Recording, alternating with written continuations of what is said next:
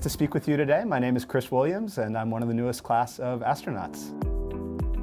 Congratulations, sir. You make us proud. The ceremony was amazing. I was reading in your experience that you've been working on medical school and working on the studies for cancer treatment. Yeah, so I'm a physicist by background. I was working before this on using radiation to treat cancer. So as a physicist, I would work with some of the doctors in our hospital to figure out how do we safely and effectively give radiation to help treat people with cancer. So how was the transition from being in the medical field and then now coming to NASA? Yeah, it's been a big transition. As a physicist and a scientist, I worked on a very narrow portion of science and clinical treatments. And now as an astronaut, every day is different.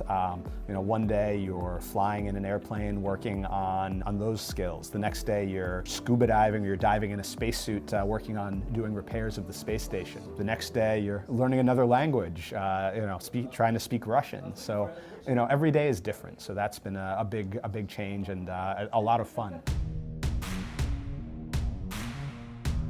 You prepare for a space emergency, like if you get to go to the moon and beyond, are you prepared to perform up in the air? Yeah, they train us very well here. And a lot of our training focuses on, on the space station, how to operate that, but also how to respond to off-nominal situations, to emergencies. And the thing that's amazing is just the teams here. I mean, the astronaut is only one very visible part of a huge team, and the engineers and trainers have come up with wonderful procedures of how, in any situation, what we need to do to stay safe and to get home if we need to.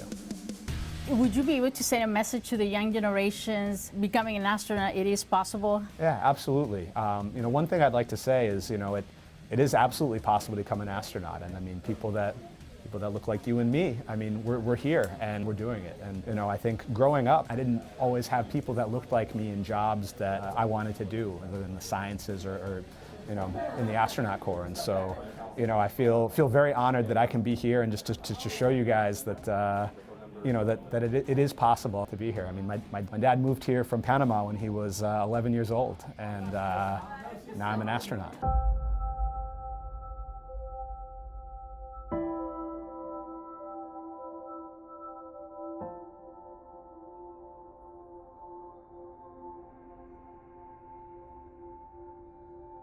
So you prepare to go to the space. The one question that the readers are asked, if they wonder if there is life out there in the space, and if the astronauts are prepared to have a communication, like if it is life, what language would they speak?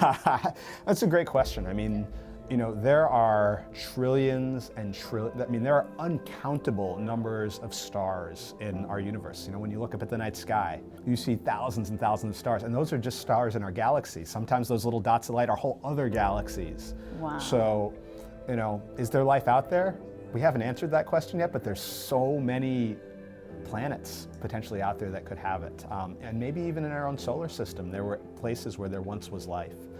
I think it's going to, the idea that it might be hard to find life that might speak to us, but finding evidence of microbes or smaller things that might have existed at one time, I think is, something that we're looking for even today. Some of our rovers on Mars, we're looking for that, or other areas in the solar system. So I think that any little role, that's a fundamental question for humanity. If are we alone in the universe? And if we can play any role in helping to answer that question, I think that would be a phenomenal thing. That would be amazing. Thank you so much. We're going to share this with the new generations, and congratulations again, and thank you for your time. Thank you very much. I really appreciate it.